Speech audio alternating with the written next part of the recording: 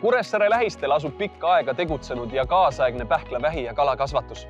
Et parimat kala saab Saaremaalt ei ole miski uudis, aga õige kena on, kui seda uuesti öeldakse. Pühatu ehk põhjatu allikaveega varustatud kalakasvatuse basseinidesse on loodud soodsad kasvutingimused vikerforellidele.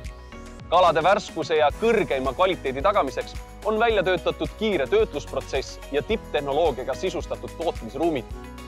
Pähkla kalatooted on Saaremaa ehtne märki kandvate toodete hulgas ühed populaarsemad ning kõrgelt hinnatud tooraine tippkokkade seas kogu Eestis. Klientidele kõige rohkem meeldib soolakala ja külmsitsukala. Need on kõige sellised ostetavamad.